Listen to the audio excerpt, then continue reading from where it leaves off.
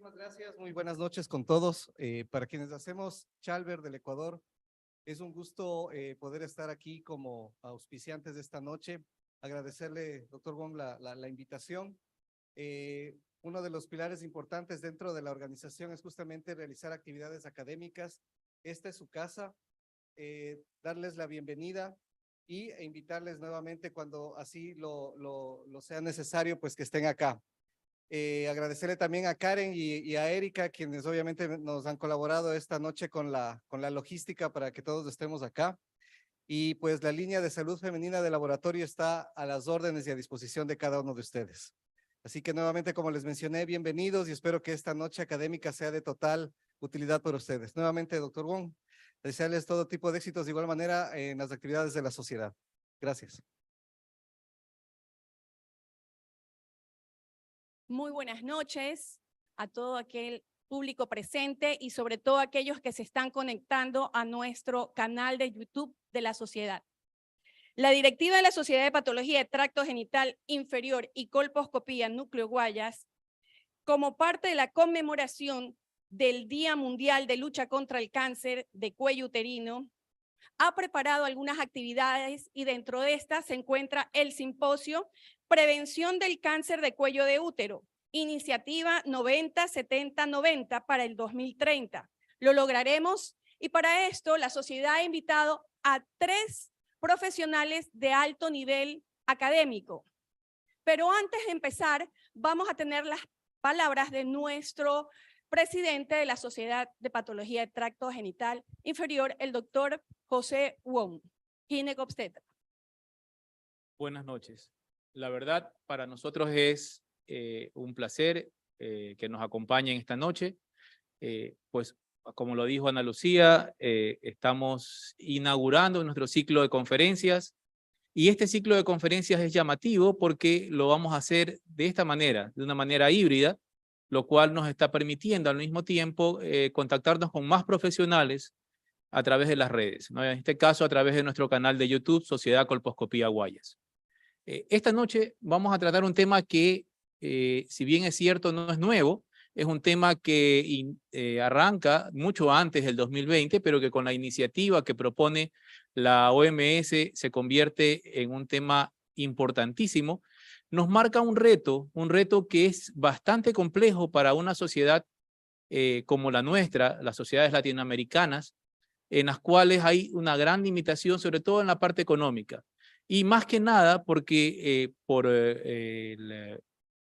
la condición y la situación de nuestra población, mucha de esta metodología aún es desconocida para la gran mayoría de las personas, de las usuarias, que deberían estar al frente y que deberían conocer y poder utilizarla y beneficiarse de ella. Entonces, esta noche, y siendo un poco pegados a nuestro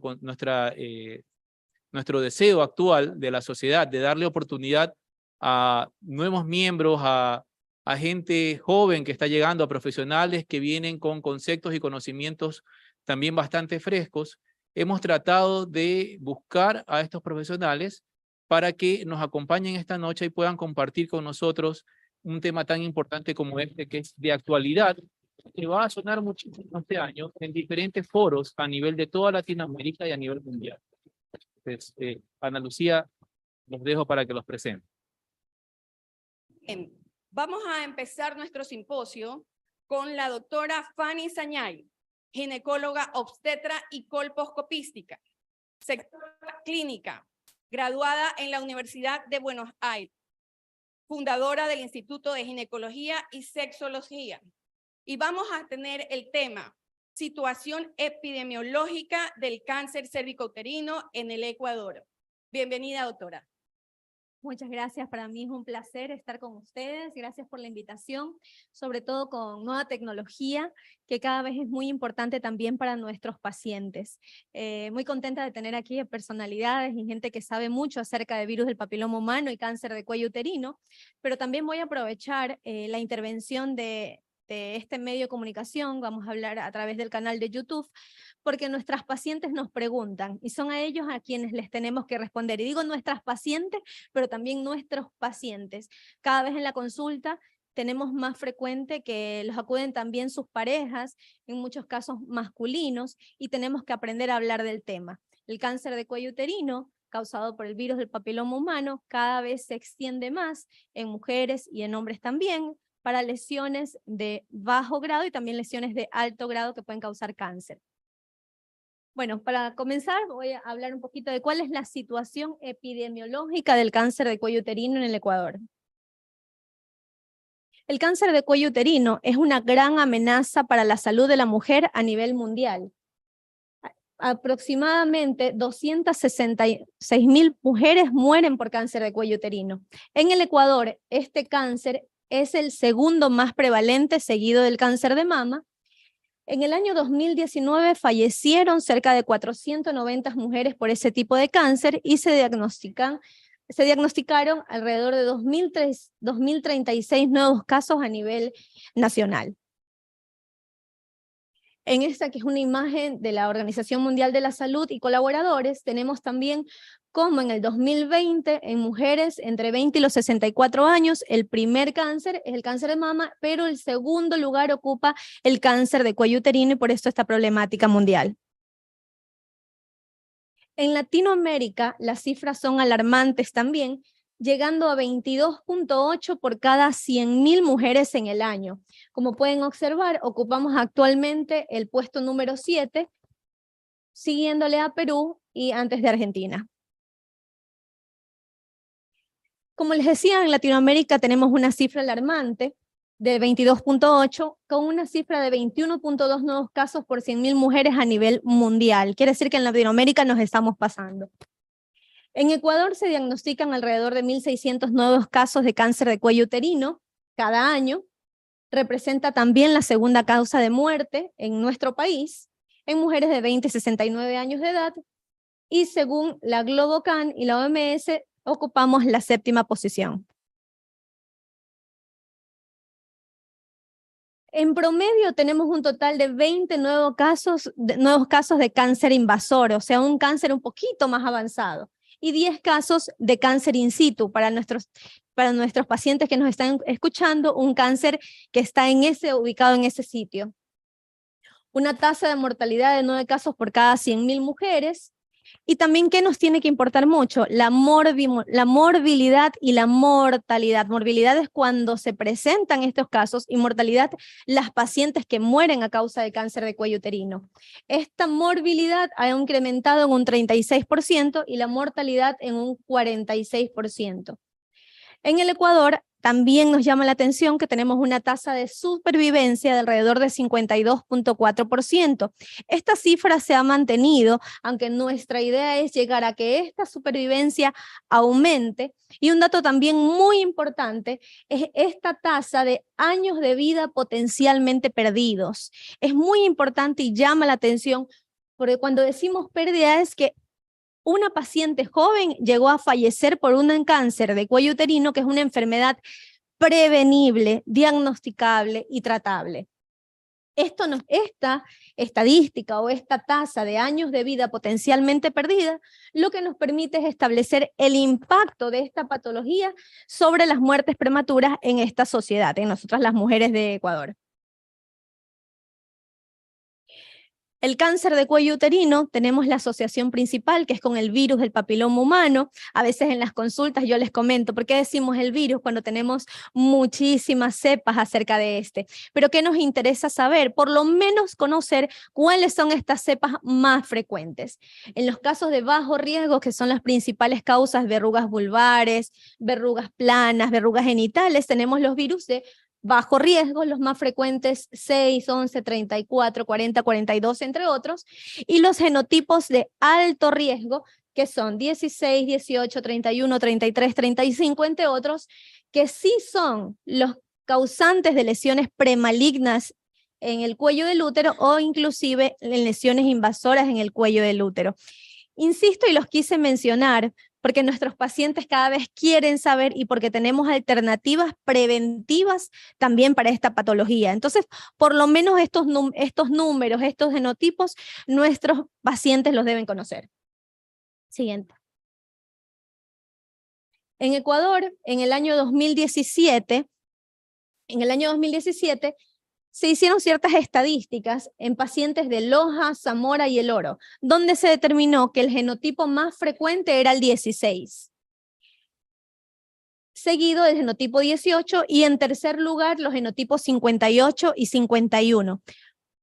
En otra localización geográfica se vieron otros que fueron prevalentes como el 16 y el 58. ¿Por qué nos interesa saber qué genotipo o qué cepas se están presentando en nuestra población? Debido a la atención y a que nuestros pacientes cada vez reciben más vacunas para el virus del papiloma humano. Entre estos nosotros podemos observar o podemos aclarar que la vacunación contra el virus del papiloma humano se encuentra ya establecida desde el año 2019 en un registro oficial.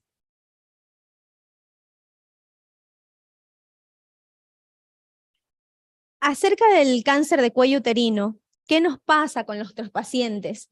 Existen diversos programas de detección oportuna, también denominados DOC, que lo que nos ayudan es a reducir la morbimortalidad del cáncer de cuello uterino. Sí han ayudado, el Papa Nicolau, por ejemplo, es uno de ellos, es el que más común conocen nuestras pacientes, y sí ha ayudado en la reducción de esta morbimortalidad. Sin embargo, en el Ecuador, apenas el 50.1% de las mujeres se han realizado un estudio citológico en toda su vida. Entonces, ahí es donde debemos de decir, ¿por qué está sucediendo esto? Por falta de la educación, de la implicación al paciente y explicarle qué es el virus del papiloma humano, cuándo debo hacérmelo, con cuántas parejas sexuales debo haber tenido un contacto para poder realizarme ese test, qué otras medidas preventivas tengo a la mano para llegar a este alcance. Como les decía, siguiente, sí. ¿Qué pasa con la falta de adherencia a estos estudios? ¿Será por desconocimiento de la utilidad de la prueba? ¿A cuántos no nos ha pasado en la consulta que la paciente llega y dice, viene a hacerme un Papa Nicolau?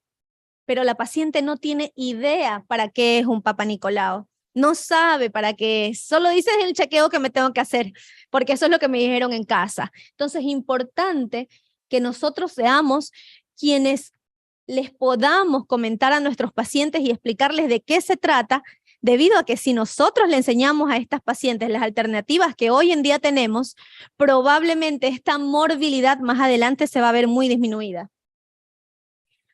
Falta de tiempo para controles de rutina. A veces no tengo tiempo, no quiero, estoy ocupada, estoy trabajando. Cada vez nos pasa más a las mujeres que tenemos esta excusa para ir al médico, al ginecólogo. Miedo o vergüenza. También el miedo o la ignorancia hace que los pacientes cada vez sean menos diagnosticados. Miedo a que me digan tengo cáncer. En algunas ocasiones, y que sucede muy frecuente en la consulta, acuden con sensación, sangrado al tener relaciones sexuales de hace más de 4, 5 años, 8 años, y me dicen muy claro en la consulta, no, doctora, no venía porque me da miedo. Miedo a recibir el diagnóstico de un cáncer, pero también está en las manos de nosotros, el personal de salud, explicarles, miedo no, porque nos va a dar un diagnóstico y probablemente un tratamiento.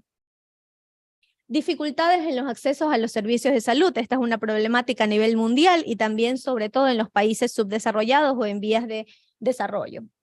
Y otros factores culturales, como también se puede presentar con altas estadísticas en nuestro país.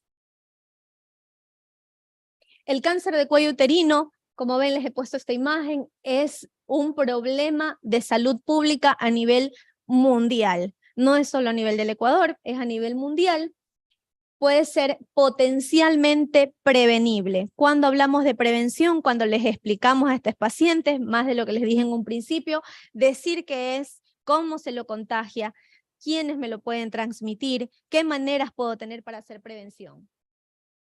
Siguiente. Actualmente tenemos una estrategia a nivel mundial emitida por la Organización Mundial de la Salud para acelerar la eliminación del cáncer de cuello uterino. Permítanme leerles unas palabras que nos ha dicho el director de la Organización Mundial de la Salud, el doctor Tedros Adhanom. Mediante intervenciones costo eficaces y basadas en pruebas científicas, en particular la vacunación de las niñas contra el virus del papiloma humano, la detección y el tratamiento de lesiones precancerosas y la mejora del acceso al diagnóstico y tratamiento de cánceres invasivos, podemos eliminar el cáncer de cuello uterino como problema de salud pública y lograr que se convierta en una enfermedad del pasado. Como me están escuchando, es muy claro lo que nos acaban de decir. Diagnóstico, pruebas de tamizaje y tratamiento para el cáncer de cuello uterino van a hacer que esta problemática a nivel mundial disminuya. Siguiente. Entre el año 2006 y el 2016, cerca de 100 millones de chicas adolescentes recibieron sus dosis de vacuna para el virus del papiloma humano. Pero, si pueden leer en este primer párrafo, vivían en países de ingresos altos. Quiere decir que hoy quienes más reciben son los países desarrollados y es aquí donde nosotros tenemos que trabajar. Apenas un 30% de los países de ingresos bajos declaran contar con todos los servicios para el diagnóstico y tratamiento del virus del papiloma humano y en todo caso el cáncer de cuello uterino. Y menos del 25% de los países de ingresos bajos han introducido la vacuna para el virus del papiloma humano, en algunos casos vacuna tetravalente para 4 de estas cepas y pues en la mayoría de los consultorios privados la vacuna nonavalente. Siguiente. Este es un resumen de la estrategia. La estrategia se llama 90-70-90. Esta estrategia busca alcanzar para el año 2030 evitar más de 62 millones de muertes por cáncer de cuello uterino hasta el 2120. ¿Cómo es la estrategia? Es fácil de recordar. 90% de las niñas vacunadas totalmente con una vacuna contra el HPV antes de los 15 años. Recordemos, y para quienes nos están escuchando en casa también, que la vacuna, si bien está indicada en mujeres que no han tenido contacto sexual, también hoy en día está indicada para mujeres que ya han tenido contacto sexual debido a que no han sido expuestas a todas las cepas y sobre todo las de virus de alto riesgo o alto grado. El otro 70% de las mujeres deberían ser por lo menos examinadas una vez antes de los 35 años con un tamizaje como el test de HPV y una vez antes de los 45 años. Ahí cubrimos con ese 70%. Y el otro 90% es que el 90% de las pacientes diagnosticadas con cáncer de cuello uterino ya reciban el tratamiento, ya sea con lesiones precancerosas o pacientes que ya han tenido un carcinoma invasor. Este enfoque está basado en todas las intervenciones para cáncer de cuello uterino. Como pueden ver, prevención primaria, cuando hablamos de que el 90% de las niñas deben estar vacunadas para el virus del papiloma humano. Prevención secundaria, cuando hacemos la detección oportuna de la presencia del virus del papiloma humano o alguna de sus cepas. Y como prevención terciaria, el tratamiento en pacientes que tengan lesiones precancerosas o diagnóstico ya de un cáncer de cuello uterino in situ o un carcinoma invasor. Muchas gracias. Gracias.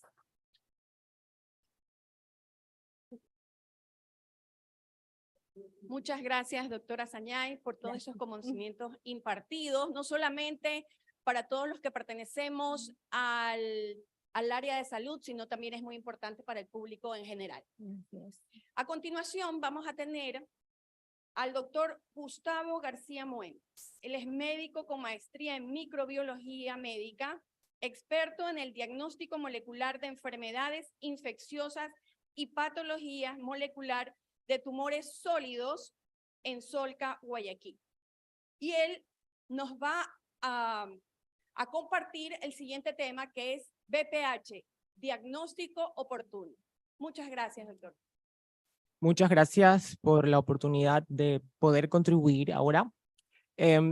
Es más que evidente que para poder avanzar un poco en el tema, primero toca aclarar algunos aspectos que tienen que ver con la parte diagnóstica, que tienen especial relevancia para la parte diagnóstica. Así que obligatoriamente nos toca revisar un poco de la parte básica. Cuando hablamos de papilomavirus en general, estamos hablando de virus muy antiguos. Son virus que infectan vertebrados, lo que nos incluye a nosotros también. Asimismo, dentro de ese grupo están también los peces, están también los reptiles, y en lo que a los peces se refiere, debido a la antigüedad que tienen, esto ha permitido que se utilice, que utilizando estadística bayesiana, se determine que el antepasado común más reciente para los papilomavirus en general corresponde a hace aproximadamente 424 millones de años. Es decir, son virus muy antiguos. Sigamos, por favor. Si toca clasificarlos, tenemos que hacerlo siguiendo las mismas normas taxonómicas que para el resto de formas de vida, si es que consideramos a los virus como vivos. Por lo tanto, cuando hablamos de su clasificación, nos toca hacerlo en microbiología médica, lo que más se utiliza es género, familia y especie. Y esto tiene especial relevancia de entenderse cuando se trata de diagnóstico. La familia Papillomaviridae tiene al menos 53 géneros. De esos géneros, 5 géneros infectan humanos: alfa, beta, gamma, mu y nu papillomavirus. ¿Podemos pasar a la siguiente, por favor? Y para aclararlo aún más, hablamos del mismo género cuando se comparte, es decir, los papilomavirus comparten entre sí al menos el 60% de su identidad en el gen L1, que es el gen que codifica para la proteína capsídica mayor. Hablamos de la misma especie cuando comparten entre el 60 y el 70% de su identidad en el gen L1, y hablamos del mismo tipo cuando esa identidad está entre el 71 y el 90%. Y por lo general los clasificamos en 2 grandes grupos o clados. Cuando hablamos de clado alfa, nos referimos a los papilomavirus mucosotrópicos. Sin embargo, hay algunas excepciones también dentro de ese grupo. Algunos también son cutáneotrópicos. Y cuando hablamos del clado beta y del clado gamma, en su gran mayoría son cutáneotrópicos. ¿Podemos seguir, por favor? Y aquí tenemos un detalle adicional. Dentro de esos 53 géneros, al género alfa corresponden 65 tipos, al beta 54, al gamma 99, muy nu tienen 3 y 1 respectivamente. Sigamos, por favor. La Agencia Internacional para el Estudio del Cáncer, la IARC, los clasifica por su carcinogenicidad, y eso también tiene especial importancia en lo que al diagnóstico se refiere. En el primer grupo están los genotipos considerados como carcinogénicos. La doctora ya los detalló. En ese grupo está el 16, el 18, el 31, el 33, el 35, el 39, el 45, el 51, el 52, el 58 y el 59. Tenemos un siguiente grupo donde está el 68, clasificado como probablemente oncogénico, y tenemos un último grupo que se le da el nombre de posiblemente oncogénicos, donde está el 26, el 30, el 34, 53, 66, 67, 69, 70, 73, 82, 85 y 97. Sigamos. También se los puede clasificar por clados, y esto también tiene especial relevancia en la parte diagnóstica: clados o subclados. De especial importancia los clados A7 y A9. En el clado A9, que está por acá, está el BPH16 y están el resto de los genotipos que más se le parecen, para que se entienda. Y esto tiene relevancia cuando se habla de vacunas, algunas en proceso de ser descontinuadas, como la bivalente, en la que se defendía mucho que se generaban anticuerpos que podían actuar de forma cruzada con genotipos que estuvieran dentro del mismo clado. Y tenemos también a la 7, donde está el BPH18 y los que se le parecen, entre esos el 39 y el 45. También hay una cierta, se los encuentra más, al 16 sobre todo, y a los que se le parecen en los carcinomas escamosos, y al 45, al 18 en los adenocarcinomas. Sigamos. En general, es un virus desnudo, el VPH es un virus desnudo de ADN de cadena doble, tiene 72 capsómeros, 55 nanómetros. Como todos los virus, tiene genes tempranos y tiene genes tardíos. Los genes tempranos codifican para proteínas tempranas, que son las que regulan la expresión génica, y las tardías siempre son proteínas estructurales. Esto también tiene especial relevancia en la parte diagnóstica. Pasemos a la siguiente diapositiva, por favor. Lo que estamos observando ahora corresponde al genoma viral, también tiene especial relevancia. Lo que la diapositiva muestra corresponde a la región larga de control que está entre los genes L1 y E6, donde está el origen de replicación. Sigamos. En lo que al ciclo viral se refiere, vale la pena recalcar lo que sucede. El VPH es un virus altamente infeccioso, es un virus desnudo. Por ser un virus desnudo, también es altamente resistente, a diferencia de los virus con manto, que por lo general suelen ser un poco más susceptibles a los agentes ambientales. En este caso, el virus se piensa, interactúa de buenas a primeras con el heparansulfato y con los glucosaminoglicanos, por ahí también algo con las alfa-6 integrinas, ingresa a las células por endocitosis mediada por receptor. Cuando queda atrapado en el endosoma que se forma, por el medio ácido del endosoma se expone un dominio hidrofóbico y ocurre el desencapsidamiento. Y el virus, una vez que desencapsida, el genoma se libera junto con la proteína L2, que lo conduce hacia el nucleoplasma, donde ocurre la replicación del genoma viral. Cabe recalcar que la infección ocurre a nivel de las células basales. Y en estas células basales, lo que también tiene especial relevancia para diagnóstico, se expresan de forma exclusiva los genes tempranos, los que tienen que ver con regular la expresión génica. De especial importancia, el gen E2, que codifica para la proteína E2, que de buenas a primeras suprime, inhibe la expresión de E6 y E7, que codifican para las proteínas que están asociadas con la carcinogenicidad que está vinculada con el virus. El producto de la expresión de E6 y E7, lo que hacen estas proteínas es ubiquitinizar y favorecer la degradación proteolítica de P53 y PRB, que son proteínas supresoras tumorales. Esto suele ocurrir durante la integración del genoma viral al genoma celular, que de buenas a primeras se pensaba que ocurría a nivel de sitios aleatorios. En la actualidad se sabe que ocurre a nivel de sitios transcripcionalmente activos. En esas instancias se pierde el efecto inhibitorio que tiene E2 sobre E6 y E7, empiezan a expresarse y eso conduce a la transformación maligna, lo que va de la mano de la persistencia, que es uno de los factores que debe tomarse en cuenta cuando se hace diagnóstico. Adicionalmente, a medida que el ciclo progresa en los estratos superiores del epitelio, empiezan a expresarse las proteínas tardías, se ensamblan los viriones, las partículas virales completas infectantes, y finalmente se liberan desde la superficie de la mucosa, quedando disponibles para infectar a otras células por las cuales guarden tropismo. Sigamos, por favor. Y bueno, hay una referencia respecto a los promotores. El promotor para las proteínas tempranas es el P97, a partir de ahí se generan transcriptos primarios que luego son procesados por cortes y empalmes hacia los RNAs mensajeros maduros para las 7 proteínas tempranas, en tanto que el P742 es el promotor para los genes tardíos, los que codifican para las proteínas estructurales. Sigamos, por favor. Sigamos, eso también ya lo explicamos. En lo que a la patogenia se refiere, hemos explicado también algo de eso ya. Sigamos, por favor, me parece que es...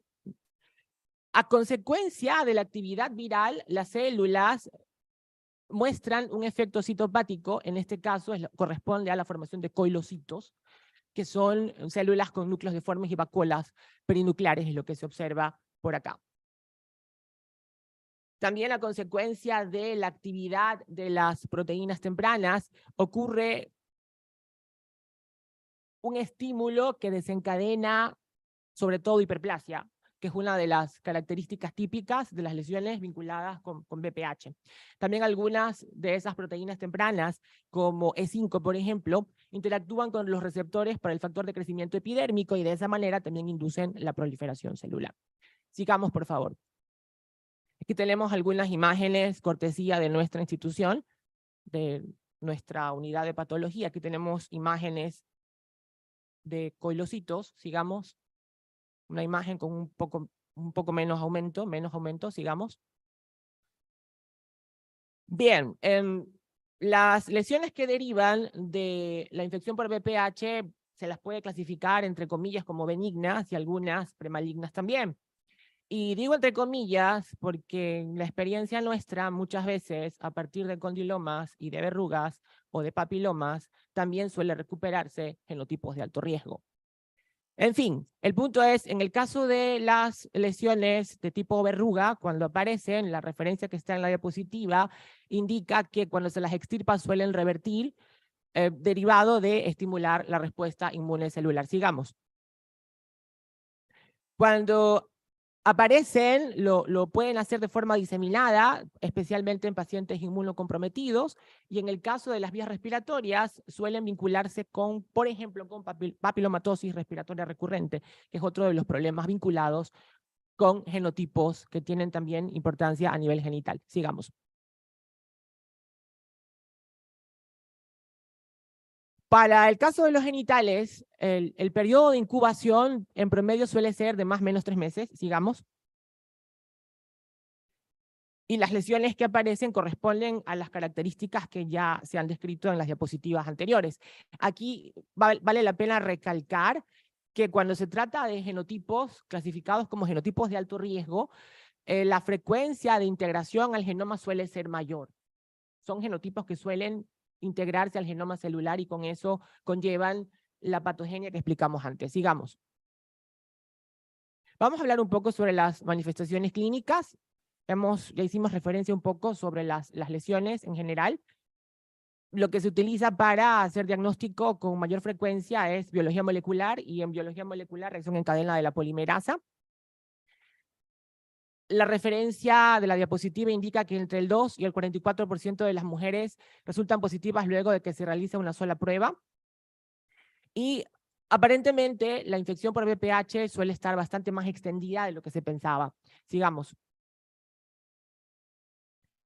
Esta diapositiva tiene especial importancia en la parte diagnóstica y también en la parte clínica. Hace referencia de la historia natural de la enfermedad. Como es lógico, el VPH, la gran mayoría de las veces, se adquiere por contacto sexual. Y una vez que ocurre la exposición, el periodo de incubación suele ser de 6 a 20 semanas. A consecuencia, aparece una lesión de bajo grado.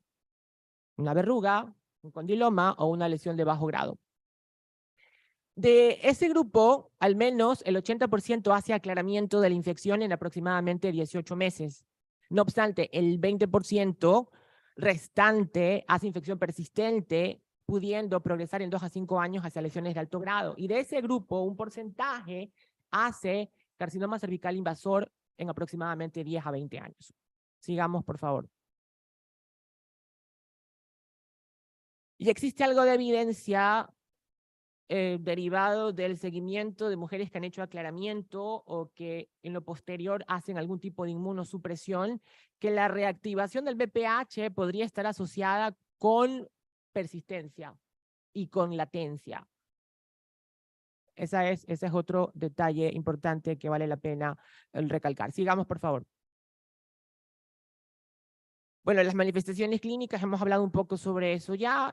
Las lesiones más frecuentes corresponden a condilomas, verrugas, también a los condilomas planos en el caso del cérvix. Sigamos, por favor.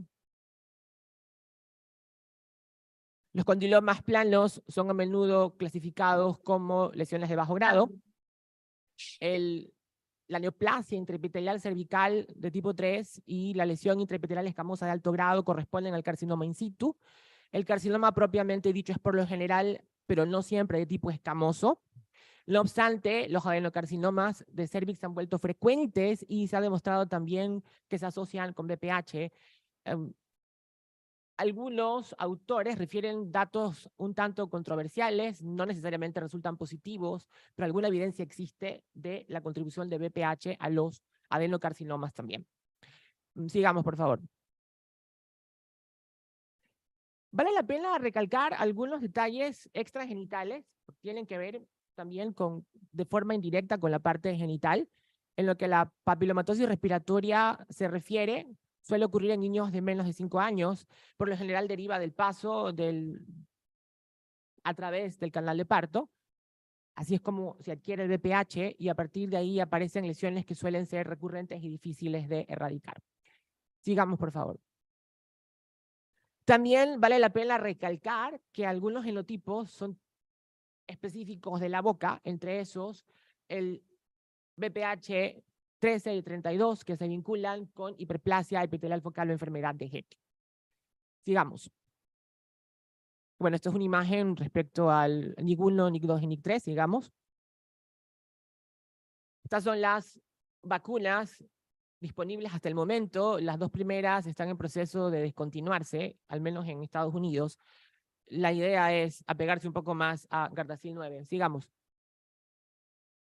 Y esta diapositiva tiene especial relevancia. Soy profesor de la Facultad de Odontología en la Universidad Católica y para mí es relevante hacer hincapié sobre la infección oral por BPH y la tendencia que existe hacia provocar cáncer oral. Y el principal mensaje que está contenido en esta diapositiva es de que genotipos que están dentro de las 3 categorías, tanto los carcinógenos como los probablemente carcinógenos, como los posiblemente carcinógenos, según lo que está publicado, existe alguna evidencia que pueden vincularse con causar cáncer oral. Y bueno, tenemos acá al otro lado un dato importante sobre prevención. La doctora explicó un poco al respecto. Es necesario entender, tener idea de cuáles son los genotipos que circulan en la población, porque ayuda a tomar decisiones orientadas a prevenir. Sigamos. Y acá tenemos lo más relevante de lo que se ha publicado y que deriva de nuestros autores regionales y más que regionales, nacionales. Y de repente alguno que otro dato se escapa a las estadísticas recolectadas y presentadas previamente. La diapositiva se refiere especialmente a los genotipos que circulan y a las publicaciones que existen aquí, en este caso desde 2008. En 2008 tenemos acá Tornecelo et al, indica a 1681 como los genotipos más frecuentes. Luego está en 2009 Brown et al, indica a los genotipos 16, 52, 58 como los más frecuentes. Luego está González y Sánchez, que en una muestra de pacientes, para ser más específicos, lesiones anogenitales, indican a los genotipos 6 y 66 como los más frecuentes. Luego está en 2015 Mejía et al, esto es Universidad San Francisco de Quito, 16 y 58 como los más comunes. Luego Silva et al, esto es Hospital Dr. Teodoro Maldonado Carbo de Guayaquil, 16, 52, 51, 6 y 59. Luego tenemos a nuestro grupo del hospital, García Montes et al, en 2016. Indica al genotipo 33 como el segundo más frecuente después del 16, luego de estudiar un grupo poblacional de 1.581 pacientes. Luego tenemos a la doctora Dalgo de la UTPL de Loja, que refiere a los genotipos 16 y 18 como los más frecuentes. Hay que recalcar que la doctora Dalgo trabajó con lesiones premalignas y cáncer de forma específica. Y luego en 2019, una vez más, el Instituto Oncológico Nacional de Guayaquil hace una segunda contribución en la que se incluyó, además de pacientes femeninas, pacientes de sexo masculino. 400 pacientes femeninas y 400 pacientes masculinos. El detalle más relevante fue de que en mujeres a nivel local, aquí en Guayaquil, el genotipo más frecuente fue el 39 y en varones el 6. Sigamos. Y un poco hacer hincapié sobre lo que se publicó de nuestra parte. Nuestro interés original era demostrar la circulación de genotipos de alto riesgo diferentes del 16 y el 18, los cuales por lo general se los subestima mucho. Y si ustedes observan lo que está en la diapositiva, si suman a los genotipos de alto riesgo que no corresponden al 16 o al 18, suman más que el 16 y el 18. Ese es el mensaje de esta diapositiva. La siguiente, por favor. Aquí está la distribución, aquí está el 16, el genotipo más prevalente a nivel mundial. Y para nosotros, hasta ese punto en el tiempo, porque puede haber variado mucho, son múltiples los factores que pueden provocar que esto cambie. El segundo, en este caso, hasta ese punto en el tiempo, fue el 33. Aquí tenemos algunas referencias al respecto de autores que nos han citado. Sigamos. Y esto corresponde a 2019. El interés de 2019 fue demostrar en frecuencia, que era lo que podíamos hacer, la importancia de la contribución de los pacientes de sexo masculino a la infección por VPH.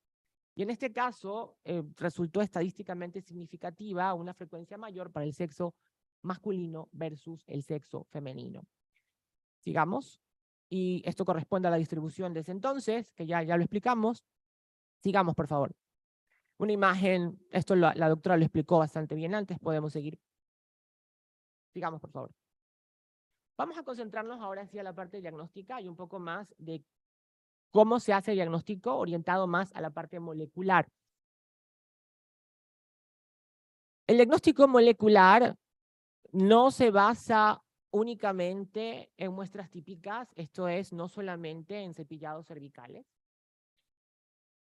Las muestras pueden ser múltiples, pueden ser muestras masculinas, pueden ser tejidos fijados en parafina, pueden ser muestras orofaringeas, pueden ser muestras mucocutáneas. En general, el proceso incluye extraer y purificar ácidos nucleicos virales. Una vez que se extraen y purifican, se pasa luego a una fase de amplificación de ácidos nucleicos. Y en relación a lo que hacemos nosotros en nuestra institución, a partir de ahí pasamos a una fase de hibridación reversa. Pasemos la diapositiva, por favor. Sigamos. Se monta una PCR. Algunas veces, si los tejidos están sometidos a agentes ambientales y pudiese haber algo de degradación, siempre se corre un gen control para corroborar la calidad del ADN que se va a amplificar. Luego se pasa a amplificar y finalmente luego a hibridar. Cuando hablamos de hibridar, me refiero a favorecer la detección de un X número de genotipos de VPH, en el caso de lo que nosotros hacemos son 32, que una vez que se amplifica un segmento del genoma, hibrida por complementariedad con una sonda que está fijada sobre una superficie, que puede ser una tirilla de celulosa. Los productos de PCR, como se les llama, están marcados a nivel de los cebadores con biotina, y al final del proceso se agrega un conjugado. Ese conjugado tiene una enzima que se agrega al final del proceso también y genera un cambio de coloración sobre la superficie de hibridación que finalmente se interpreta como una banda. Y la banda o bandas corresponden al genotipo o genotipos identificados, digamos. Y así es como se ve. Esta es una metodología que usamos alguna vez. La limitación que tenía este método era de que el producto de PCR, lo que se alcanzaba a amplificar, era muy grande y la metodología no aplicaba para muestras que pudiesen estar expuestas a factores ambientales, donde el ADN viral pudiese fragmentarse, porque en ese caso en particular los cebadores no alcanzan a hibridar, no encuentran dónde hibridar. Sigamos. Este es un método chino que alguna vez se usó también, se basa en los mismos fundamentos que el método presentado antes. En este caso, la hibridación reversa se interpreta al final como un punto que corresponde al genotipo o genotipos. Sigamos. Y lo que utilizamos en la actualidad corresponde a este método, cuya fortaleza es de que el producto de PCR es sumamente pequeño, y por ser sumamente pequeño, se puede trabajar con muestras que puedan estar expuestas a agentes ambientales, es decir, muestras que tengan un potencial grado de degradación. La otra fortaleza que tiene es de que tiene controles generales para VPH, tiene un control humano. Por lo tanto, puede que los 32 genotipos de importancia genital no se hagan evidentes, pero si están presentes los controles generales, se reporta como positivo para VPH. Y esto tiene especial relevancia cuando se trata de muestras no genitales, en las que pudiesen estar incluidos genotipos que no correspondan a la mucosa genital. Sigamos, por favor. Y bueno, esto es un poco de cómo se hace el procedimiento. Después de que se monta la PCR, el proceso de hibridación se lo hace en un sistema cerrado. Sigamos. Este es el principio del que acabamos de hablar. Se amplifica, luego el producto amplificado hibrida con sondas. El producto de PCR está marcado con biotina a nivel de los cebadores. Al final del proceso se agrega un conjugado. Finalmente se coloca el sustrato de la enzima que provoca un cambio de coloración sobre la superficie de hibridación, sigamos. Y así es como se ve. Es un poco difícil ampliarlo acá, pero las bandas que ustedes observan, la primera es el control de conjugado, la segunda es un control humano, luego vienen 2 controles para BPH, y todo lo que está hacia abajo corresponden a los genotipos de BPH identificables, que en este caso son 32. Recordemos que son al menos 40 los que tienen relevancia a nivel de genitales. Sigamos, por favor. Sigamos.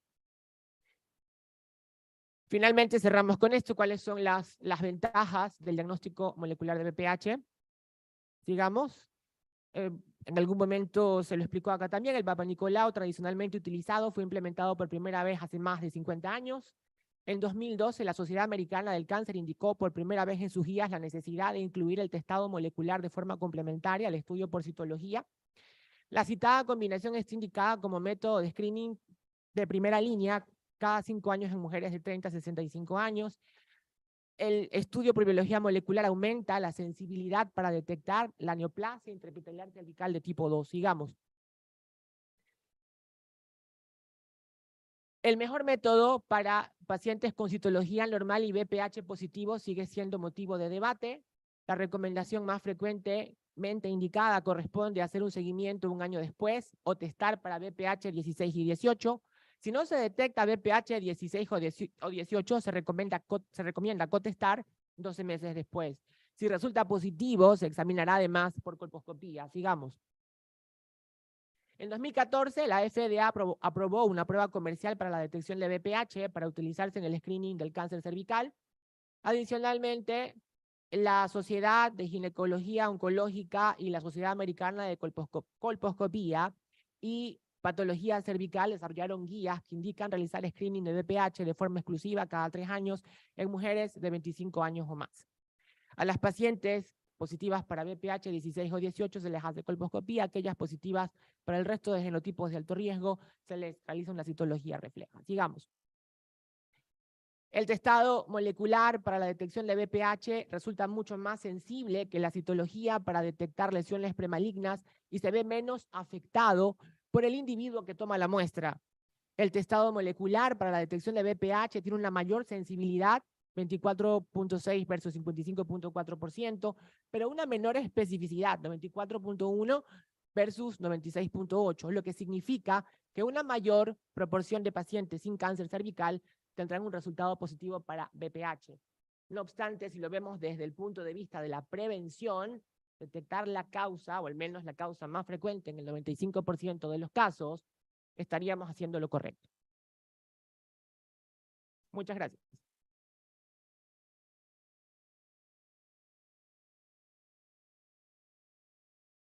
Le damos las gracias al doctor Gustavo García, experto en diagnóstico molecular de las enfermedades infecciosas. Hemos abierto el chat para todos aquellos que están conectados a nuestro canal de YouTube para que puedan realizar sus comentarios o preguntas y así poder hacer una retroalimentación por parte de nuestros expertos. A continuación, tenemos a nuestra experta, doctora Ninoska Lopatinsky. Ella es oncóloga clínica, médico tratante de Solca y nos va a hablar sobre el tratamiento integral del cáncer de cuello uterino. Buenas noches, doctora. Muchas gracias a la Sociedad de Colposcopía por invitarnos. Bueno, a continuación yo les voy a hablar acerca del abordaje clínico y terapéutico en cáncer cervicouterino, las terapias que usamos en la actualidad.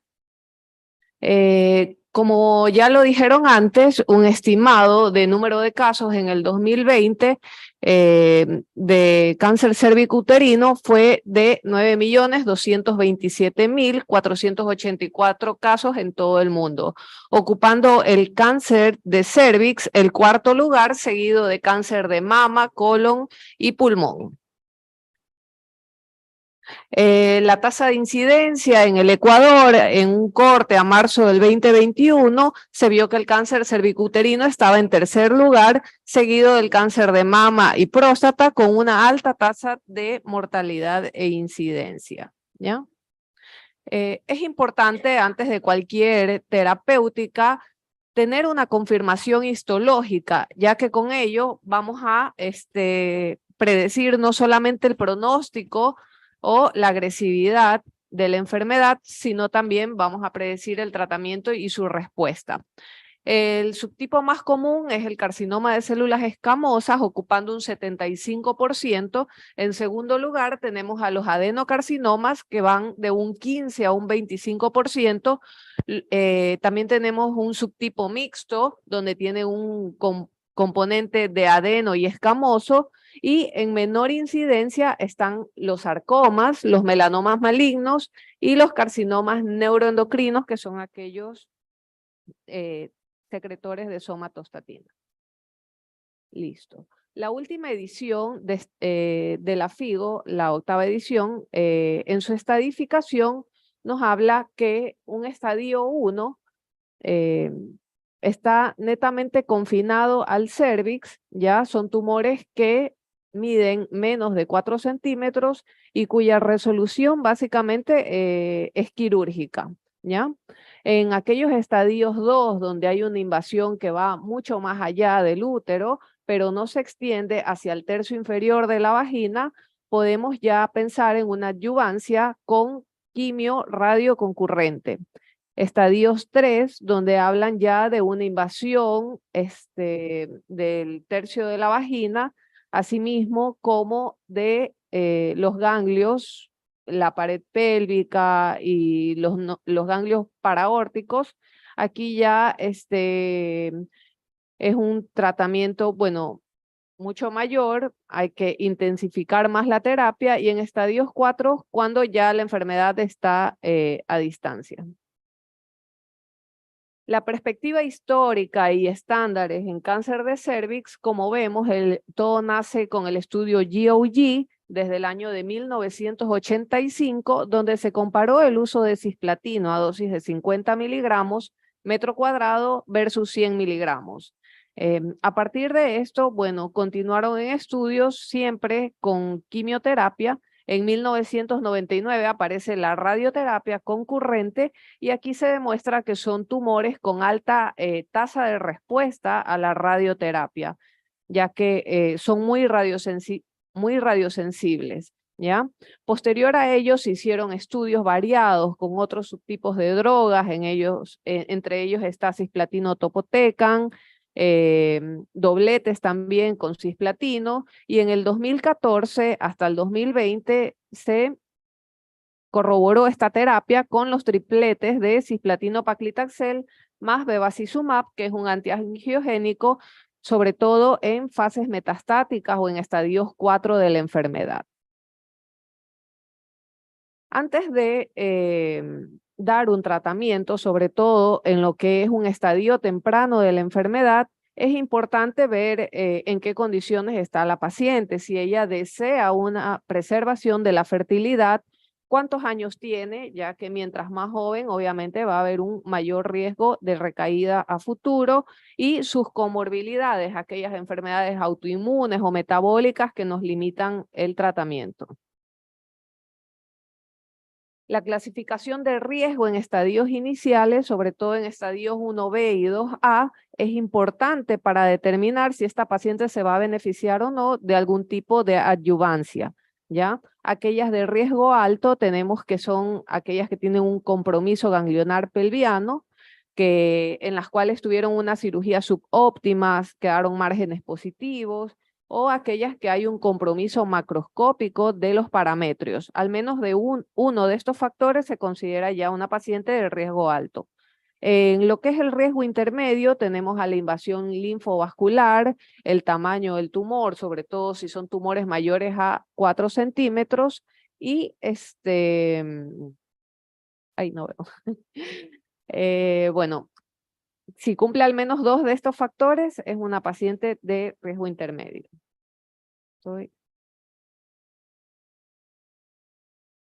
Ya. En estadios clínicos tempranos del cáncer de cuello uterino, cuando estamos ante un estadio 1A, 1B, es un paciente que se puede tratar netamente quirúrgico, pero si ya estamos ante un estadio 2B y la paciente cumple con estos criterios de riesgo alto o intermedio, debe pasar directamente a la quimio-radioconcurrencia. Son tumores en los que se ha demostrado que la cirugía no da el mismo beneficio que la quimio-radioconcurrente, ¿ya? Existen también ciertos factores que debemos tomar en cuenta a la hora de la conservación, ¿ya? O la preservación, y entre ellos están que las pacientes, bueno, no vayan a tener tumores mayores a 4 centímetros, no tengan factores de riesgo y demás.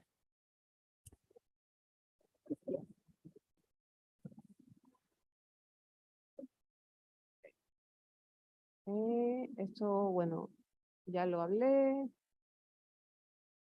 Ok, en estadios localmente avanzados, aquellos pacientes que van desde un estadio 2B hasta un 4A ya se consideran netamente irresecables, ya se puede hacer una citorreducción posterior a la quimiorradioterapia, pero no hay un mayor beneficio de esto ni un porcentaje realmente de cura. En sí, el tiempo total que debe haber entre la radio y la braquiterapia no debe exceder de las 8 semanas. Se demostró que los agregados de cisplatino han demostrado disminuir en sí la recurrencia local en 5 estudios aleatorizados, y un factor a tomar en cuenta es la anemia, que es la principal complicación en estos pacientes y a veces nos limita a continuar el tratamiento. ¿Qué hacer ante las recaídas? Bueno, siempre si hay una recaída a nivel local posterior a un tratamiento que se realizó con intención curativa, es importante, si no recibió radioterapia, hacer una excentración. Si recibió radioterapia ya, se puede optar por la excentración pélvica, y si no la recibió, se puede realizar radioterapia concomitante con platinos, siempre tomando en cuenta que el último periodo de exposición a los platinos y la recaída no haya sido mayor a los 6 meses. ¿Ya? El compromiso paraórtico grosero sabemos que tiene un muy mal pronóstico, y los porcentajes de curación en estadios localmente avanzados van a oscilar entre un 10 a un 30% de los casos, con radioterapia externa y quimioterapia, pero siempre asociados a una toxicidad mayor, específicamente una toxicidad grado 3 en el 30% de los pacientes. ¿Ya? En estadios 4B ya la enfermedad ha diseminado a distancia, hay una enfermedad lumboaórtica exclusiva, o puede haber diseminación tanto a nivel supraclavicular, mediastinal o pulmonar o hepático, que son los sitios más frecuentes, ¿ya? Y ante un estadio 4B con metástasis a distancia o con recidivas a distancia, el tratamiento siempre se va a dar a título paliativo. En pacientes con un buen desempeño físico y ausencia de comorbilidades severas, se puede considerar la quimioterapia con esquemas basados en cisplatino o carboplatino más paclitaxel y beva. En aquellas que no pueden recibir el platino por sus condiciones o sus comorbilidades, se puede dar bevacizumab asociado a topotecan con paclitaxel. ¿Ya? Otros esquemas son paclitaxel con platinos, el esquema de TIP o vinorelbinas asociadas a platinos también son otra opción. Ya. En aquellos pacientes que tienen un índice de desempeño bajo, un ECOG 3, o que están muy deterioradas, se puede usar cisplatino a dosis bajas, ya a dosis de 50 cada 3 semanas, Y también se puede optar por monodrogas como paclitaxel de forma semanal, vinorelbine o ifosfamida en pacientes mucho más frágiles, ¿ya? Hay estudios que usaron inmunoterapia en cáncer de cervix, ¿ya? Pero no superó el endpoint primario, que era la sobrevida, por lo tanto quedaron en sí en segunda línea, es decir, en pacientes progresados a las terapias con platinos. Este es el estudio, es el Keynote 826, fue un estudio randomizado, doble ciego, fase 3, donde estudió el uso de pembrolizumab asociado a cisplatino paclitaxel. Y bueno, se demostró que el brazo que usaba pembrolizumab versus el brazo que no lo usaba, le confirió a la paciente una sobrevida de aproximadamente 4 meses más que la quimioterapia sola. En los seguimientos, siempre los síntomas clínicos son la principal pauta ante una recaída o una progresión de la enfermedad. Se ha demostrado que a veces los papanicolaos como seguimientos no han demostrado en sí recaídas, sobre todo en estadios iniciales, ¿ya? Así que los dejamos más como para el seguimiento o detección de displasias de alto grado, ¿ya? El PET se puede usar también ante una sospecha de metástasis o frente a una metástasis oculta en la cual tengamos dudas, pero no tiene tanta sensibilidad como las tomografías. En sí, en las conclusiones, el tratamiento en primera línea siempre va a incluir agentes platinados con paclitaxel y bevacizumab, ¿ya? Siempre hay que considerar el rescate quirúrgico en ciertos casos seleccionados como para disminuir el volumen tumoral. En aquellos pacientes con una histología escamosa y expresión de PDL1 mayor al 1%, se puede optar por pembrolizumab en segunda línea, sobre todo si progresaron a platinos. Y bueno, existe información muy limitada acerca de biomarcadores predictivos en la actualidad, por lo tanto es un tumor que no se va a beneficiar de alguna terapia target, ¿ya? Hay nuevos agentes y mecanismos de acción que están en desarrollo para futuras terapias. Siguiente. Gracias.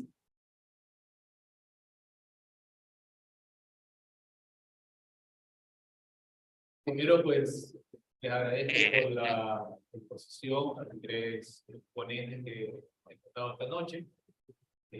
Creo que hay muchas cosas que se pueden decir. Y quisiera retomar nuevamente el tema de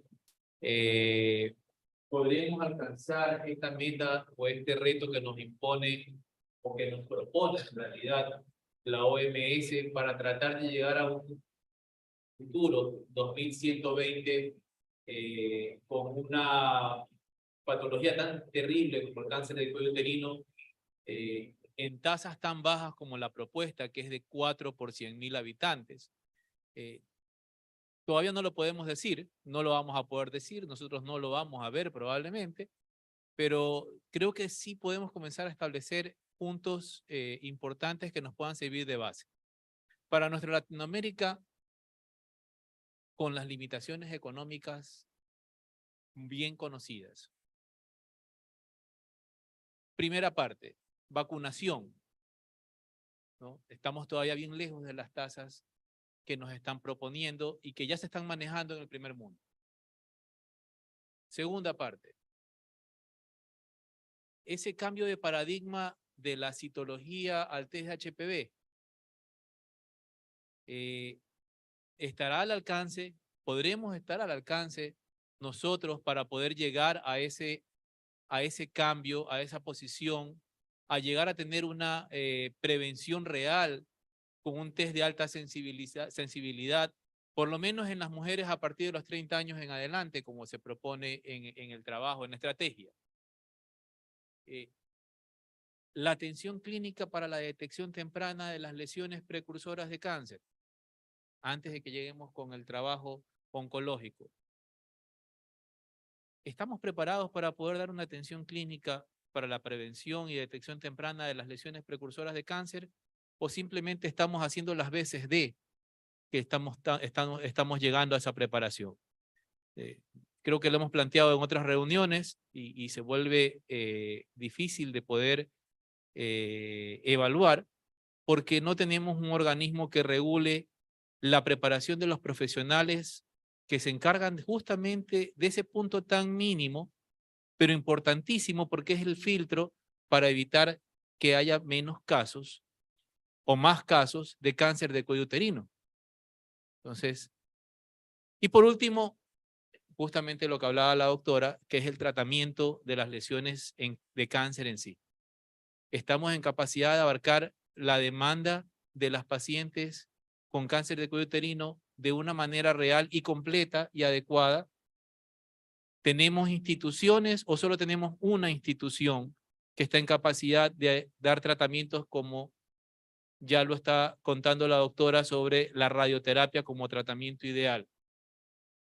¿Cuántas instituciones en nuestro país están en capacidad de dar radioterapia a todas las pacientes con cáncer como para poder cubrir con la demanda, o tenemos que estar a la expectativa de la espera del turno para poder alcanzarlo? Entonces, hay muchas pautas y muchas dudas. Por eso el planteo de este simposio, ¿no? ¿Llegaremos? ¿Estamos en preparación? Costos, test HPV. Estamos hablando de valores altos actuales. La OMS en un trabajo, justamente preparando esta estrategia, hablaba de que se podían alcanzar costos promedios, obviamente con los test manejados a través del Estado o de organismos financiados por el Estado, de alrededor de unos $7 por persona. Nosotros estamos muy lejos de eso. Creo que el mejor caso estamos en 10 veces ese valor. A nivel privado, mucho más. Y obviamente a nivel público no sé cómo se está manejando. Hay algunas pruebas que se están haciendo. Hay convenios que se están armando con laboratorios. No todas las pruebas son iguales. Eso también me interesaría escuchar un poco la opinión de los expertos. Y estamos usando un sinnúmero de pruebas que están en nuestro medio. Entonces no sé si estamos siendo verdaderamente críticos, bueno, no críticos, dogmáticos al momento de aplicar estas pruebas, ¿no? No sé cuántas están en capacidad de considerarse como suficientemente sensibles como suponemos que son estas pruebas, y si pueden competir con la citología como tal, no solamente en costos, sino en el beneficio que se puede tener. Entonces, bueno, entre esas preguntas tenemos algunas que ya nos están llegando a través de la aplicación de YouTube, y otras que supongo que han de estar aquí en el auditorio. Así que yo voy a dejar este micrófono a Ana Lucía para quienes están aquí en la sala y para que nos comente un poco de las preguntas que están ya en la red. Bien, están muy interesados sobre la vacunación. Y realmente hay dos preguntas en base a eso. Uno es, ¿existen vacunas para varones? Y segundo, ¿cuál es el costo y los esfuerzos que existen para poner al alcance de todos las vacunas de VPH?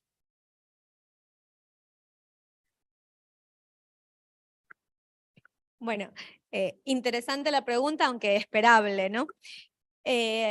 Doctor Wong, acogiéndonos a sus palabras, cada vez la salud tiene un punto de vista más humano. Entonces, una de las principales estrategias que nos están pidiendo es la atención al paciente. Entonces, ¿cómo le digo yo a un paciente, vacúnate, si no le explico a un paciente de qué es la vacuna? ¿Qué nos suele suceder en la consulta? No tienes que vacunarte, toma receta y hasta ahí llegó. Pero si yo me tomo la molestia como personal de salud, ojo que no digo solo como ginecólogo, como personal de salud, si en el caso del paciente que ya se agarró una de las cepas de este virus del papiloma humano, si yo le explico que esta vacuna, en este caso hablemos de la nonavalente, te agarraste quizás una cepa de las 9 que te previene, cuando tú se lo explicas de esta manera y le dices que el porcentaje o este riesgo de cáncer de cuello uterino, cuando tengas 40, 45 años y hoy tienes 20, te va a servir, el paciente en la consulta te va a decir, doctora, ¿dónde lo consigo? Y a veces el costo, que eso no te lo puedo contestar, pero el costo suele ser alto, pero el paciente lo viene a tener como una inversión a largo plazo. Y a veces no solo como paciente, sino cuando los padres llevan a la consulta al paciente también. Y doctora, me la pongo yo, pero a mi hija de 15 años también se la puedo poner. ¿Cuántas veces también en los pacientes que acuden de primer nivel se les ha ofrecido estas vacunas? En el caso del Ministerio de Salud, actualmente lo tenemos con la vacuna tetravalente, pero está bien, se la podemos dar. Esta vacuna tetravalente te protege para 2 cepas de bajo riesgo y 2 cepas de alto riesgo. Entonces, es importante la vacunación, es uno de los primeros pilares que nos están hablando de esta estrategia 90, 70, 90. El 90% de la población, al menos en niñas, debería iniciar. En otros países en vías de desarrollo, ya se está vacunando también a los varones. ¿Sí? Entonces, por ahora nosotros tenemos a las niñas entre 9 y 12 años de edad. En Argentina un ejemplo es a los niños también entre 9 y 12 años de edad. Y en primer mundo, pues las vacunas nonavalentes en adelante, no solo 9, sino sin límite de edad. Entonces, es importante, insisto yo, al personal de salud, desde enfermería, médicos generales, ginecólogos y todos quienes estamos en contacto con estos pacientes de riesgo para el virus del papiloma humano o cáncer de cuello uterino, pues explicarles un poquito más acerca del tema.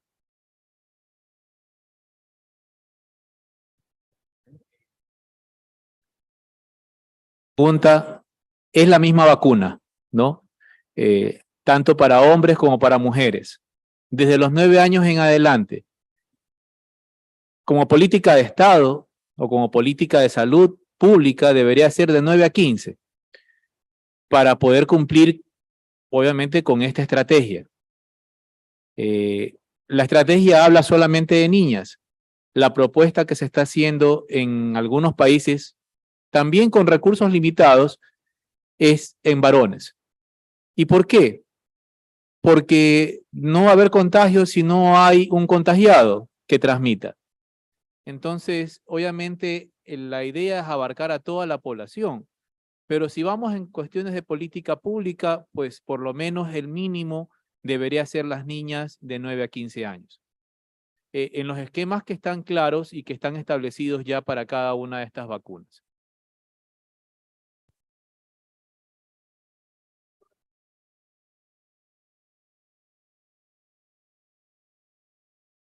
Gracias. No, a propósito del 90% que preconiza la OMS en vacunación. ¿Usted sabe cuál es la cobertura en Ecuador? O si alguien sabe.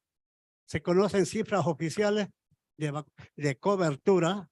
Porque así podemos entender entonces cuán cerca o lejos estamos para llegar al 90% que pide la OMS. No sabe. Estamos bastante lejos, Carlos. Primero porque el esquema de vacunación que hemos aplicado es de 9 a 11, ya reduce a la mitad del tiempo de lo que se está tratando de alcanzar o se está proponiendo en la estrategia. Sí hemos tenido supuestamente una buena cobertura de 9 a 11 en niñas, lo cual se vio un poco afectada con el tema de la vacunación en la pandemia. O sea, se vio restringido como se vio restringido en todas partes del mundo, no solamente para nuestro país. También hubo escasez de las vacunas, ha habido inclusive en los últimos 2 años distintos momentos en los cuales ha desaparecido del mercado por periodos cortos la vacuna. Nosotros estamos manejándonos y pensando a nivel de vacunación privada, a nivel de vacunación pública, los esquemas aparentemente, o por lo menos la propuesta en los años iniciales se mantuvo y alcanzó ciertos niveles.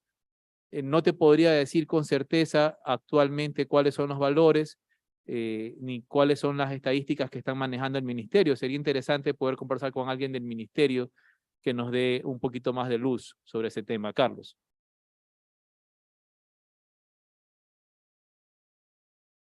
Universo publicó un artículo con fuente del Ministerio de Salud Y ahí se recalcaba que están vacunando, la cobertura a nivel de Ecuador llegaba por 40 al 42%. Eso nos está indicando que no vamos a llegar, ni siquiera el 50% hemos completado.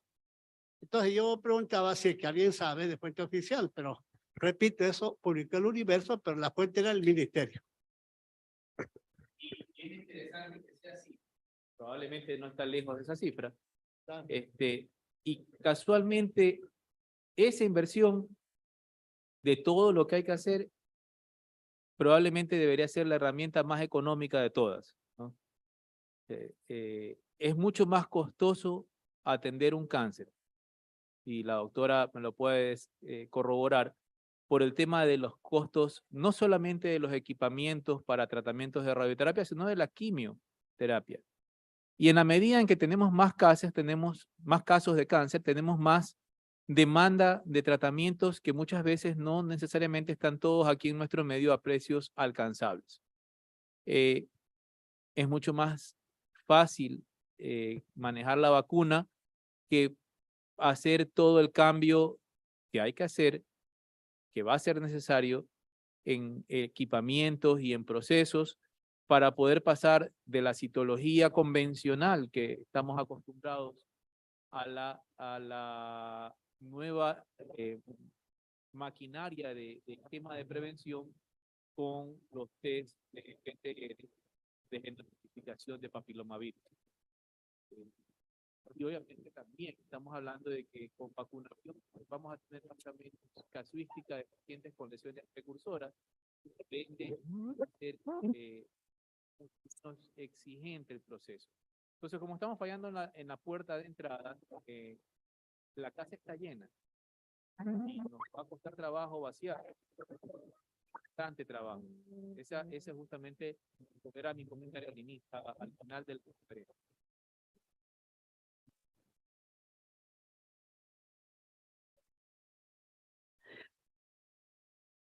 ¿Cuándo hacer un Papa Nicolau y cuándo hacer un test de genotipo para HPV? ¿Y desde qué edad?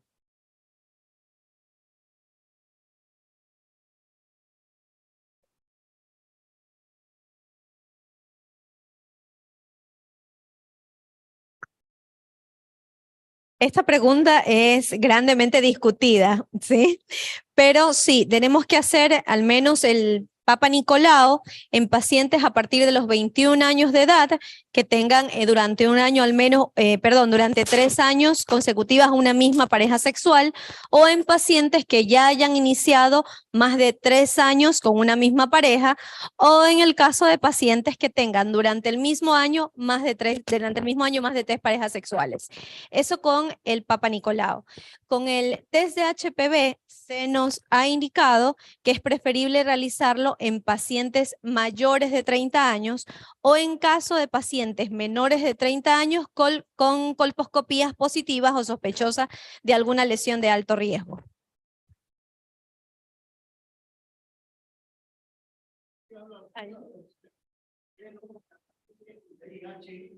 Así. Por eso, en pacientes que tengan totalmente, por eso se aclaraba, en pacientes menores de 30 años, a considerar con alguna colposcopía positiva o un antecedente del paciente o lo que el investigador desee, ¿no? Para sumar datos. Sí, Papa Nicolau también.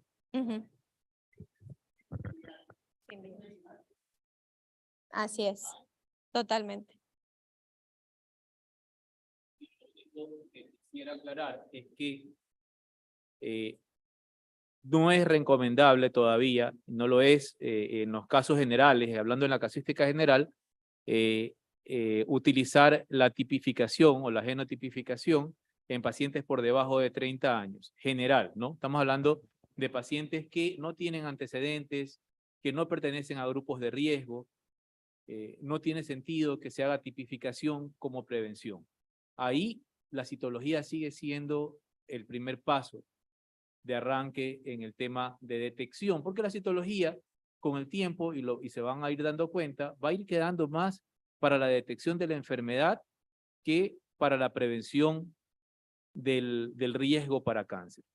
Y es a donde debemos ir poco a poco localizándola. No es que vamos a eliminar a la citología del esquema de manejo de las pacientes con enfermedad papilomavirus y con enfermedades premalignas o malignas, sino que lo vamos a ubicar en su posición, que es justamente ayudarnos a la detección de la enfermedad.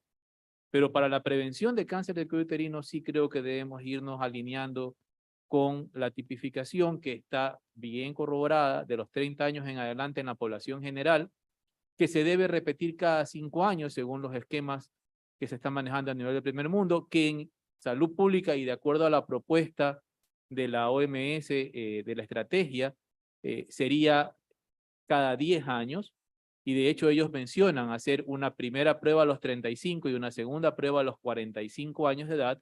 Obviamente, de acuerdo a los resultados de la prueba, se delimitaría cuál va a ser o en qué grupo entraría esa paciente en cuanto a riesgo y obviamente cuál sería el esquema de ahí en adelante para poder seguir haciendo sus controles y su atención, ¿no? Doctor. Me llama mucho la atención escucharles hablar de tantos datos que resultan relevantes, porque cuando nos toca revisar los antecedentes en las historias clínicas nunca los encontramos. Y es de recalcar que si bien podemos tener toda la iniciativa del mundo para poder cambiar las cosas, mientras no haya datos recopilados y demostrados, no vamos a poder justificar hacerlo tampoco.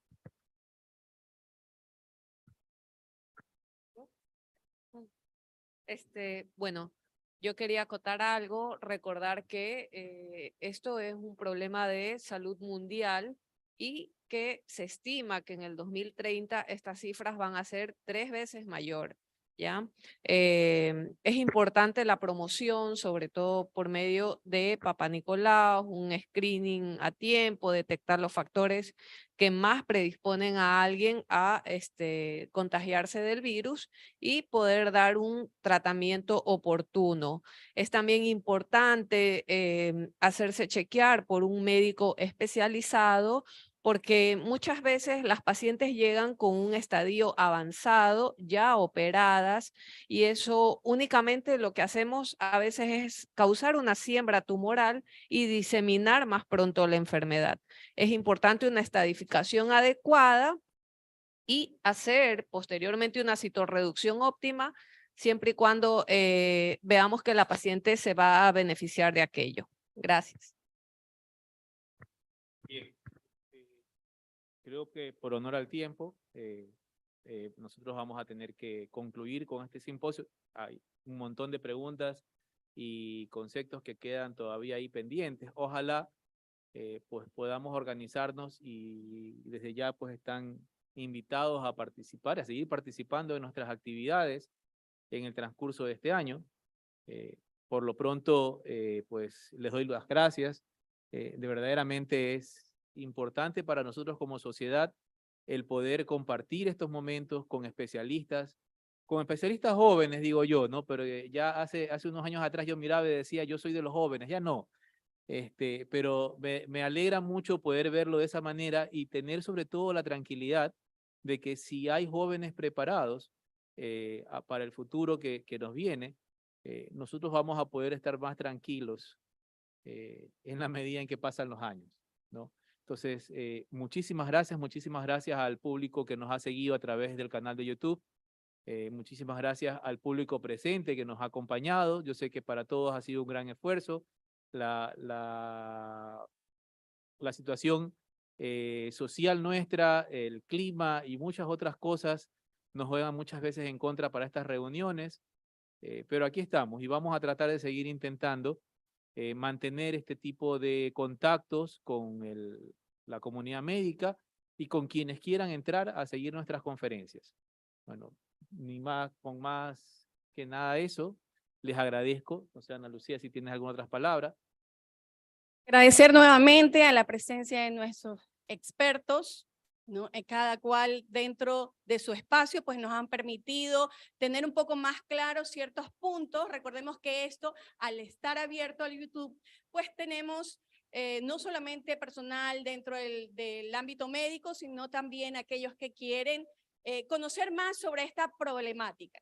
Le damos las gracias a todos aquellos, tanto presentes como en los que nos han seguido por el canal de YouTube, ¿no? Por entrar a este espacio y también desde sus casas y aquí poner su granito de arena, porque el interés que le damos a esta problemática es lo importante, seguir poniendo nuestro grano de arena.